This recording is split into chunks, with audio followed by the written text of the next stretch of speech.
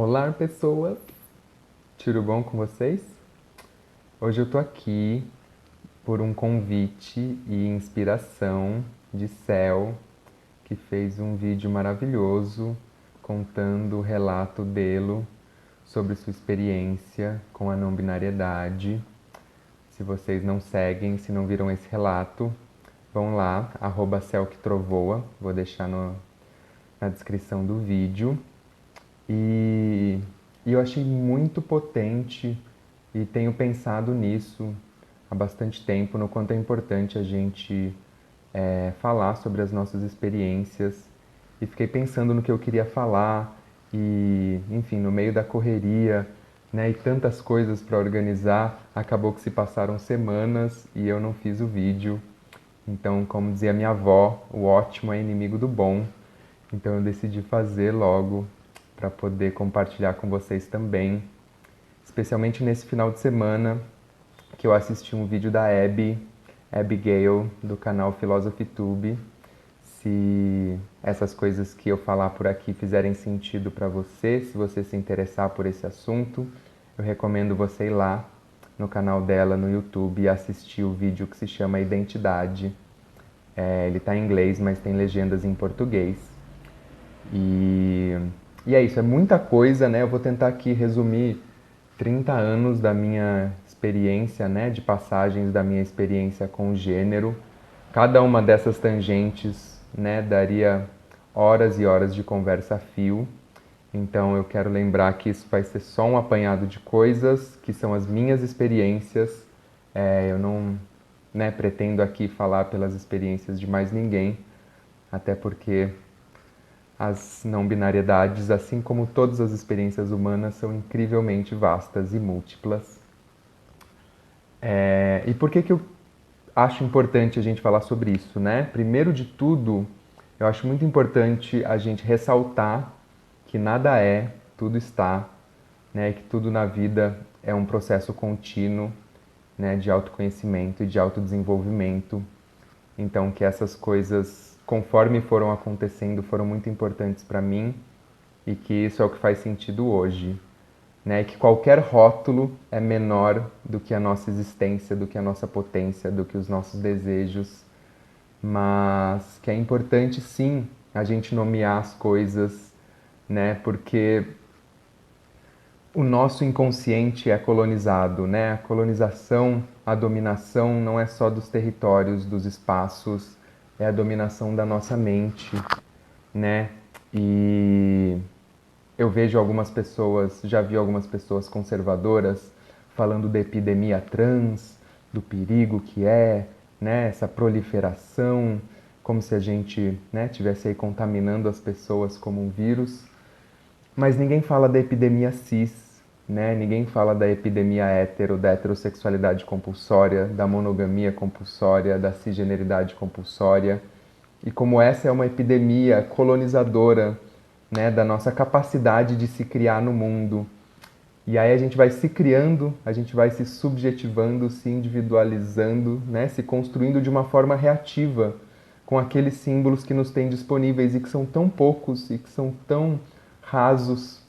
Então eu acho que é muito importante a gente trazer, né, essa conversa por aqui. E aí eu digo isso porque quando eu olho para trás, por exemplo, eu vejo que eu fui, né, uma criança viada. É uma criança sensível, que gosta de música, de teatro, de dança, que montava cenários para fazer apresentações para a família na sala. Enfim, todo esse lugar da sensibilidade que as pessoas adultas já viam, né, naquela criança. Mas ao mesmo tempo, conforme eu fui crescendo, eu fui percebendo muito esse não lugar, né? Eu era uma criança artística, sensível, mas eu sabia desde muito cedo que eu não era gay, né? Eu sabia da minha atração, né, pelas feminilidades, mas eu sabia também que essa atração ia para além de uma atração do desejo, ia para uma atração de deslumbramento, de identificação. E eu me lembro também de muito cedo, na época do Orkut, de chegar em comunidades sobre relatos de pessoas trans, né, e as terapias hormonais, e de ler os relatos dessas pessoas e de ficar muito encantada e de achar aquilo muito interessante, de sentir uma identificação, mas ao mesmo tempo de ler sobre disforia, né, de ler sobre uma série de outras coisas e de pensar, nossa, que pena que eu não sou isso, sabe? É esse sentimento de não lugar, de me identificar com isso, mas de ao mesmo tempo ter uma barreira que me impedia de chegar até isso. E a outra fase, né, que me ajudou nesse processo foi a minha faculdade, né? Eu nasci e morei a minha vida inteira no interior de São Paulo. Eu fui fazer faculdade na capital e, e estar numa cidade grande como São Paulo foi para mim uma dualidade muito grande, né? Porque ao mesmo tempo que me deu um certo anonimato e uma possibilidade de explorar, né, coisas que faziam mais sentido para mim, eu mais do que nunca estava em contato com a heteronorma, né, com as pessoas que participavam muito daquela cultura. E de novo, eu ficava nesse não lugar, né, de não conseguir ajustar, de não conseguir alinhar essas questões da minha vida e acabei colocando isso na minha caixinha como uma fase. Foi a minha fase de exploração, né, e aí passou. Terminei minha faculdade, voltei para o interior, me casei. 8 anos depois, saí dessa relação e quando eu me separei, quando eu saí do casamento, eu encontrei a não monogamia, me aproximei desse debate e a gente inclusive tem uma live, né, sobre não monogamia e não binariedade, em que a gente fala sobre isso, né, o quanto entrar em contato com uma antinorma faz a gente, ou pelo menos a mim, né, me fez prestar atenção nas outras normas. Onde mais que eu estava, né, participando de questões que eu achava que eram as únicas opções possíveis existentes e que na verdade não eram, né? Quando a gente vai olhar para trás e vai começar a ressignificar, né, a nossa história e os nossos processos e foi aí que eu comecei a ver, né, o quanto em vários momentos eu fui assassinando, né, a minha subjetividade, assassinando as minhas possibilidades de construção nesse mundo, só porque as opções que me eram dadas eram poucas, insuficientes e rasas demais.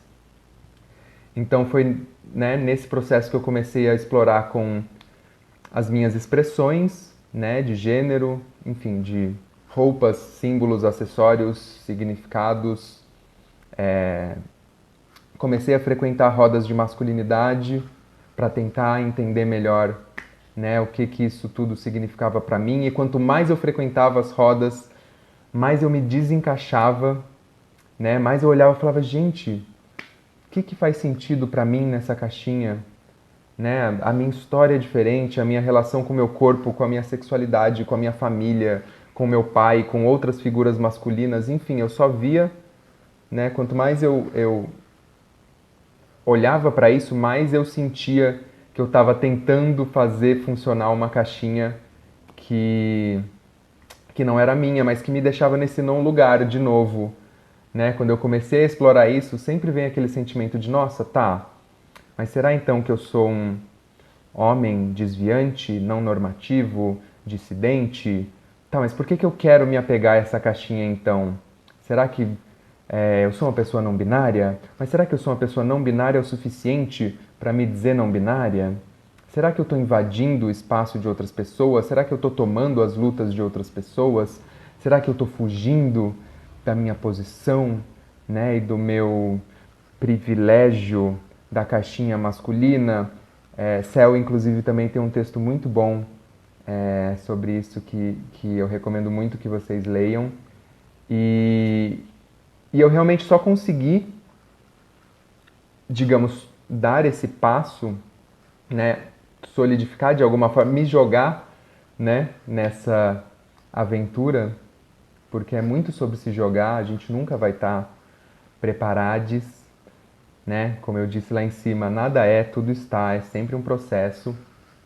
E o que me fez dar esse passo foi que eu estava, né, aqui nessa página do Instagram e eu estava numa fase em que eu queria me colocar mais na página, me posicionar, me implicar. Eu queria falar sobre gênero, eu queria falar sobre essas questões.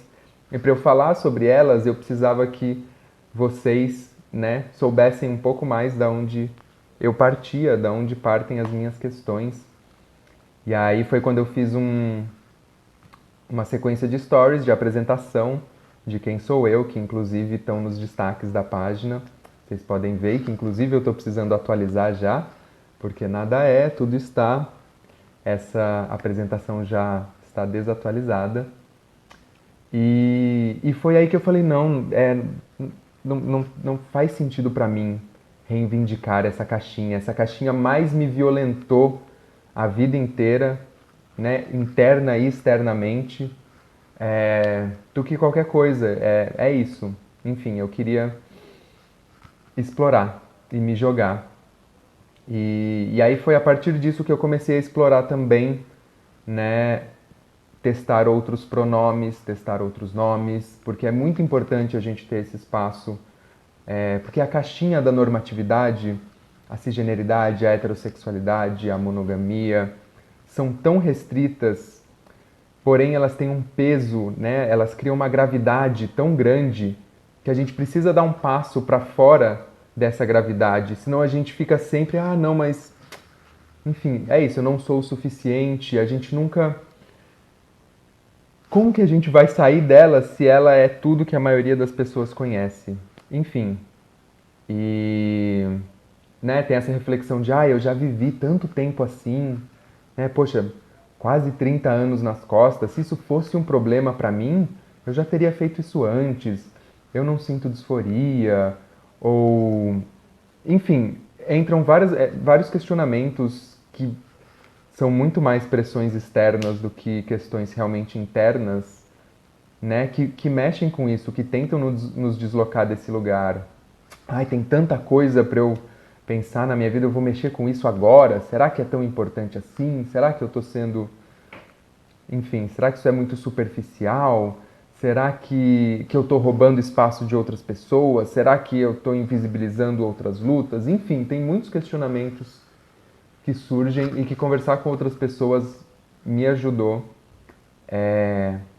a entender isso. Ou, por exemplo, nossa, no meu caso, eu sou uma pessoa que me identifico muito com símbolos, acessórios, roupas consideradas nesta sociedade, né, neste contexto histórico, social e cultural em que a gente vive, consideradas ditas como femininas, mas eu não sou uma pessoa necessariamente afeminada, né? Então você vê, sempre tem uma caixinha, nunca é suficiente, a gente nunca tem o direito de se construir, né, de se subjetivar de uma forma criativa, autônoma, proativa. A gente está sempre reagindo ao que eu posso ou o que eu não posso perante essa sociedade. Enfim, esse vídeo já está ficando longo, mas todo esse processo de me aceitar como pessoa não binária depois aconteceu de novo, né? Quando em terapia o meu terapeuta falou: Olha, eu vejo você nas lives se apresentando muito como uma pessoa não binária, mas eu nunca vi você se apresentar como uma pessoa trans. Você se considera uma pessoa trans? E aí começa tudo de novo. Será que eu sou trans o suficiente para ser trans? Mas eu não tenho disforia, mas eu não tenho vontade de modificar o meu corpo, mais isso, mais aquilo.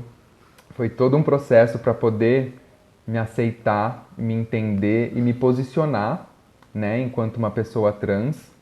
E depois que eu entendi isso, depois que eu consegui problematizar, né, também o conceito de disforia, né, ou de cisforia, eu consegui também dar outros passos, né? Eu não preciso odiar o meu corpo para saber que meu corpo é meu e só eu sei o que é melhor para ele, e eu posso modificá-lo da forma que eu achar válida, né, e necessária e possível nesse momento.